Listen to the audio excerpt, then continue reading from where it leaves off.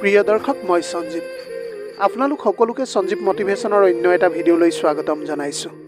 পুনৰ এটি নতুন ষ্টৰী লৈ আপোনালোকৰ মাজলৈ আহিছোঁ। যদিহে হাতত অলপ সময় আছে তেনেহ'লে ভিডিঅ'টি শেষলৈকে চাব বুলি আশা ৰাখিলোঁ। আহকচোন তেনেহ'লে ভিডিঅ'টিৰ মাজেৰে বুজিবলৈ চেষ্টা কৰোঁ। এই কাহিনীটো এগৰাকী দুৰ্ভগীয়া মহিলাৰ, যাক সময় জীৱনশৈলী সলনি কৰিবলৈ বাধ্য কৰিছিল। কাহিনীটো শুনিলে আপোনাৰো নিশ্চয় দুখ লাগিব আৰু চকু পানী ওলাই আহিব। দেখাত তাইক এগৰাকী সম্ভ্ৰান্ত পৰিয়ালৰ জীয়াৰী যেন লাগিছিল। মই তাইৰ ওচৰলৈ যোৱাত তাই মোৰ কাষলৈ আহি ক'লে, বলক ছাৰ যাওঁ। মই সুধিলোঁ, তোমাক কিমান টকা লাগিব? তাই ক'লে, আপুনি মোক কিমান দিব? মই এতিয়া তাইৰ নীলা চকু দুটালৈ চাই দেখিলোঁ যে তাইক এগৰাকী অসহায় নাৰী যেন লাগিবলৈ ধৰিছিল। মই ক'লোঁ, আহা গাড়ীতে বহা। তাই ভয়ে ভয়ে সুধিলে, ছাৰ কিমান মানুহ আছে? মই ক'লোঁ, ভয় নকৰিবা, মই অকলে আছোঁ। কিছু সময়ৰ পাছত তাই আকৌ সুধিলে, ছাৰ মোক মদ চিগাৰেট খাবলৈ দিব নেকি? মই হাঁহি এটা মাৰি ক'লোঁ, তুমি একেবাৰে ভয় নকৰিবা, নিশ্চিন্ত মনেৰে গাড়ীখনত বহা। তাই দীঘলকৈ এটা উশাহ লৈ ক'লে, আপুনি মোৰ লগত কোনো অত্যাচাৰ নকৰিব ছাৰ। দৰকাৰ হ'লে 500 টকা আপুনি কমাই দিব। মই তাইৰ চকুলৈ চালোঁ। এগৰাকী খুব ধুনীয়া নাৰী। মোক কথাবোৰ কওঁতে কিয় জানো তাইৰ চকুৰ পৰা চকু পানী বৈ আহিছিল।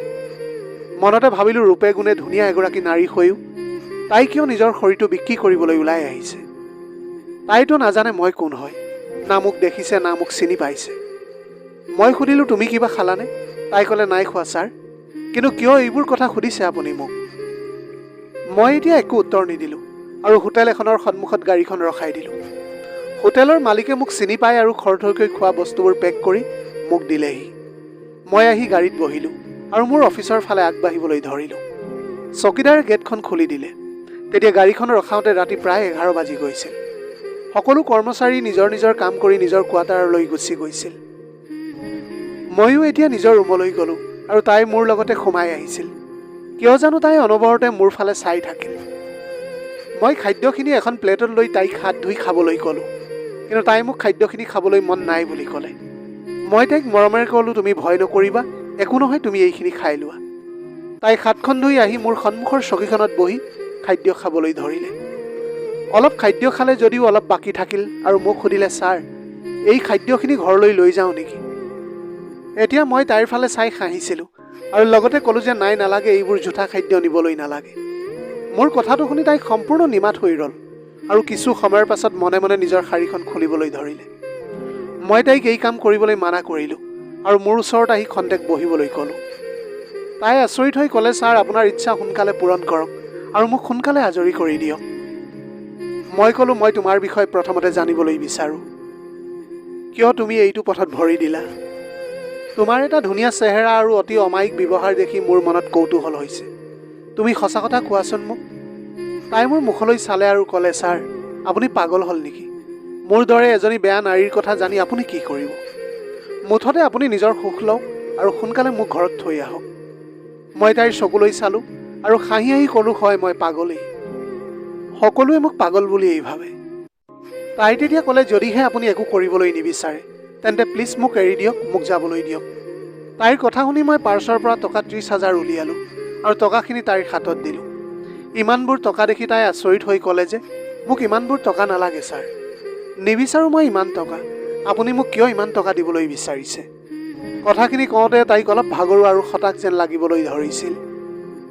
তাই বাৰে বাৰে এটা কথাই কৈ আছিল, মোক এৰি দিয়ক, মোক এতিয়া আপুনি ঘৰলৈ যাবলৈ দিয়ক, মোৰ বহুত ভয় লাগিছে। মই তাইক আশ্বাস দিলোঁ যে ভয় কৰিবলগীয়া একো নাই। মৰমেৰে সুধিলোঁ, কোৱাচোন সঁচাকৈ তোমাৰ জীৱনটোত বহুত দুখ লুকাই আছে নহয়নে? এই প্ৰশ্নটো শুনি তাইৰ চকু দুটা চকুলোৰে ভৰি পৰিল, যেন এক মহাপ্ৰলয় তাইৰ ওপৰেদি পাৰ হৈ গৈছে। মই স্পষ্ট হৈ পৰিছিলোঁ যে তাইৰ হৃদয়ত গোপন বহুত কষ্ট লৈ ঘূৰি ফুৰিছে আৰু এই পথত আজি তাই ভৰি দিছেই। তাই তেতিয়া মৌনতা ভংগ কৰি আকৌ ক'লে, প্লিজ মোক এৰি দিয়ক, মোৰ বহুত ভয় লাগিছে। মই তাইক বহিবলৈ ক'লোঁ আৰু বুজালোঁ, মোৰ নাম সঞ্জীৱ ৰয়। মোলৈ তুমি ভয় কৰিবলগীয়া একো নাই। মনৰ সকলো কথা তুমি খোলাখুলিকৈ ক'বলৈ পাৰিবা। ইয়াতে তোমাৰ কোনো সমস্যা নাই আৰু তুমি নিজকে সম্পূৰ্ণ নিৰাপদ বুলি বিশ্বাস কৰিবলৈ পাৰিবা। মোৰ কথাত তাই এইবাৰ আশ্বস্ত হৈছিল আৰু ক'বলৈ ধৰিলে যে তাইৰ নামটো মলয়া দাস। 2 বছৰ আগতে তাইৰ স্বামীৰ মৃত্যু হৈছে আৰু তাইৰ 3জনী ছোৱালী আছে। স্বামীৰ মৃত্যুৰ পিছত শহুৰেক আৰু দেউৰকহঁতে তাইক ঘৰৰ পৰা উলিয়াই বাহিৰ কৰি দিলে। এই বুলি কৈ তাই আকৌ বৰকৈ কান্দিবলৈ ধৰিছিল। খন্তেক ৰৈ চকু পানী মোহাৰি তাই ক'লে, মোৰ মা দেউতাৰ মৃত্যু হৈছে আৰু মোৰ কোনো ককাই ভাই নাই। আশ্ৰয় বিচাৰি মই ককাৰ ঘৰলৈ আহিছিলোঁ যদিও খুৰাৰ ল'ৰাটোও মোক ধৰ্ষণ কৰিছিল।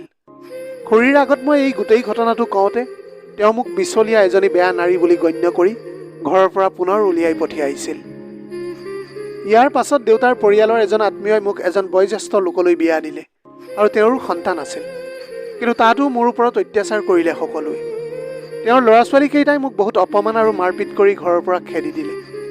ন্যায় বিচাৰি মই ছোৱালীকেইজনীৰ সৈতে কোৰ্টৰ দুৱাৰে দুৱাৰে ঘূৰি ফুৰিলোঁ। থাকিবলৈ মোৰ কোনো ঘৰো নাছিল, খাবলৈ নাছিল কোনো খাদ্য, পিন্ধিবলৈ নাছিল মোৰ কোনো কাপোৰ।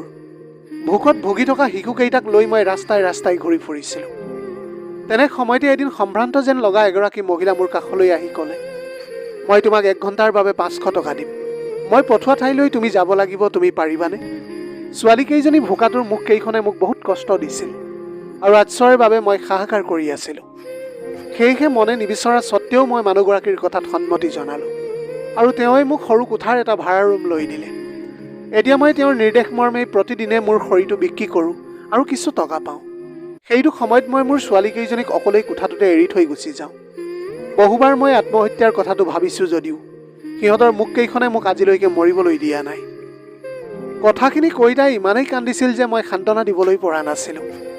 কথাখিনি কৈ গৈ তাই কৈছিল যে মোক সোনকালে ঘৰত থৈ আহক আপুনি। কাৰণটো হ'ল ছোৱালীকেইজনীয়ে ৰাতি অকলে থাকিবলৈ বহুত ভয় কৰে বুলি কৈছিল। মলয়াৰ জীৱন কাহিনীটো শুনি মই বৰ্তমানৰ যুগটোৰ কথা ভাবিবলৈ ধৰিলোঁ।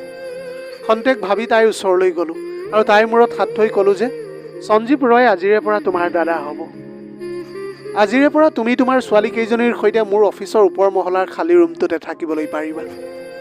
হয়তো মই যিবিলাক কথা কৈ আছিলোঁ তাই বিশ্বাস কৰিব পৰা নাছিল। তাইক এতিয়া গাড়ীত বহিবলৈ দি তাই থকা ভাড়াঘৰটো লৈ গ'লোঁ। ছোৱালীকেইজনী ইতিমধ্যে শুই আছিল। বৰ মৰম লগা ধুনীয়া ছোৱালীকেইজনী। সৰুজনীক কোলাত তুলি ল'লোঁ আৰু ক'ব নোৱাৰাকৈ মই এক স্বৰ্গীয় সুখ অনুভৱ কৰিছিলোঁ। এজন অচিনাকি মানুহে হঠাৎ তাইক কোলাত তুলি লোৱা দেখি তাই কান্দিবলৈ ধৰিছিল। মই চকলেট আৰু কেকৰ পেকেটটো তাইৰ হাতত তুলি দিয়াত তাই বহুত ফূৰ্তি কৰিলে আৰু ক'লে যে তাইৰ নাম হেনো মাইনু। আটাইকে মোৰ অফিচৰ খালী থকা কোঠাটোলৈ লৈ আহিলোঁ। মলয়াই মোৰ ভৰি দুখন চুই সেৱা কৰিলে আৰু বুজা নুবুজাকৈয়ে দাদা বুলি কৈ হাতত এডাল ৰাখি পিন্ধাই দিলে। মোৰ কাৰ্যালয়তে তাইক চাফ চিকুণৰ বাবে ৪ৰ্থ বৰ্গৰ কৰ্মচাৰী হিচাপে নিযুক্তি দিয়ালোঁ। এতিয়া প্ৰতিদিনে তাই ভগৱানক প্ৰাৰ্থনা কৰে আৰু কাৰ্যালয়টো খুব পৰিপাটিকৈ আৰু শৃংখলাবদ্ধভাৱে সজাই ৰাখে। পুনৰ এটা ভাল কাম কৰিব পাৰি মোৰ মনটো বহুত সুখী হৈ পৰিছিল। আজি মোৰ কাৰ্যালয়ত বহি থাকোঁতে কালি অহা গোচৰটোৰ এক নেপথ্য স্নেপশ্বট মোৰ সন্মুখত ভাহি আহিছিল। সেয়া হ'ল স্বামীৰ লগত কাজিয়া কৰি থকা এগৰাকী মহিলা। তাই স্বামীক কৈ আছিল মোক বিবাহ বিচ্ছেদ দিয়া। তুমি মোক তিল মানুহ সন্মান কৰিবলৈ নাজানা আৰু মোৰ একো চাহিদা পূৰ কৰিবলৈ নোৱাৰা তুমি। মই আৰু তোমাৰ লগত থাকিবলৈ নোৱাৰোঁ। হয়তো পত্নীৰ সেই সাধাৰণ জেদ মূৰ্খামিৰ বাবেই তাইৰ ঘৰখন জ্বলাই আছিল। সেই বেচেৰীজনীয়ে চাগে ভাবিব পৰা নাই যে আগলৈ কিবা এটা ঘটিব পাৰে। ইচ্ছাকৃতভাৱে ঘৰখন ধ্বংস কৰা ছোৱালীজনীক বিবাহ বিচ্ছেদ কৰাটো সহজ, কিন্তু ইয়াৰ পিছত তেওঁৰ জীৱনটো মৃত্যুতকৈ কঠিন আৰু জটিল হৈ পৰে। শহুৰ শাহুৰৰ গালি খপনি, স্বামীৰ খং আৰু অভিমান, কেতিয়াবা ননদৰ লগত কাজিয়া, এয়া প্ৰায়বোৰ ঘৰতেই ঘটি থকা এক নৈমিত্তিক কাৰ্য। কিন্তু ইয়াৰ অৰ্থ এইটো নহয় যে স্বামী বা পত্নীগৰাকীয়ে বিবাহ বিচ্ছেদ কৰিব লাগে। সেইবাবে ক'বলৈ বিচাৰোঁ যে মনৰ অযুত দুখ, চকু পানীবোৰ কিছু সহিবলৈ আৰু নিয়ন্ত্ৰণ কৰিবলৈ সকলোৱে শিকক আৰু সহনশীল হওক। কাৰণ আপোনাৰ ওপৰত আপোনাৰ সন্তানৰ সম্পূৰ্ণ দায়িত্ব আছে। নিশ্চয় আপোনাৰো এদিন সময় আহিব আৰু ভগৱানে দিয়া সেই দিনটোলৈ মাত্ৰ ধৈৰ্যৰে অপেক্ষা কৰক। সময়ৰ লগে লগে ভাই ভনী সকলোৰে মন পৰিস্থিতি সকলো সলনি হয়। সেইদিনা সকলোৰে আপোনাক গুৰুত্ব দিবলৈ সময় নাথাকিব। নিজৰ নিজৰ কৰ্মব্যস্ততা আৰু সময় দুখাই আপোনাৰ পৰা আঁতৰি ফুৰিব। সেই ভৱিষ্যতৰ সময়ৰ আৰু অৱস্থাৰ কথা আজিয়েই অনুভৱ কৰিবলৈ সকলোৱে শিকক। আজিৰ এই ঘটনাৰ নায়ক সঞ্জীৱ ৰয়ৰ দৰে ব্যক্তিয়ে আপোনাক সহায় কৰিবলৈ সকলোতে থিয় হৈ নাথাকে। সেইবাবে একমাত্ৰ ভগৱানকেই আপুনি দুখৰ মাজতো সাৰথি বুলি ভাবক। তথাপিও যদি আপুনি আপোনাৰ স্বামীক বিবাহ বিচ্ছেদ কৰিব বিচাৰে, তেন্তে সেই পত্নীসকলক সুধিব যিসকলৰ ইতিমধ্যে বিবাহ বিচ্ছেদ হৈছে বা যিসকলে ইতিমধ্যে বিধৱা হৈছে। প্ৰিয় দৰ্শক, সৰু এটা ষ্টৰী, কিন্তু খুব দুখ লগা। যদিহে ভাল লাগিল আপোনালোকৰ, তেনেহ'লে লগৰ বন্ধু বান্ধৱীসকলৰ মাজত শ্বেয়াৰ কৰিবলৈ নাপাহৰিব। আপোনালোকৰ গোটেই জীৱনটো হাঁহিৰে উপচি পৰক। পাৰিলে দুখীয়াজনক অলপ সহায় কৰিবলৈ চেষ্টা কৰিব। আপোনাৰ অকণমান সঁহাৰিয়ে যদি কোনোবা এজন দুখীয়াৰ জীৱনটো সলনি কৰিবলৈ পাৰে, তাতকৈ পুণ্যৰ কাম আৰু এইখন পৃথিৱীত একোৱেই হ'ব নোৱাৰে। Have a nice day.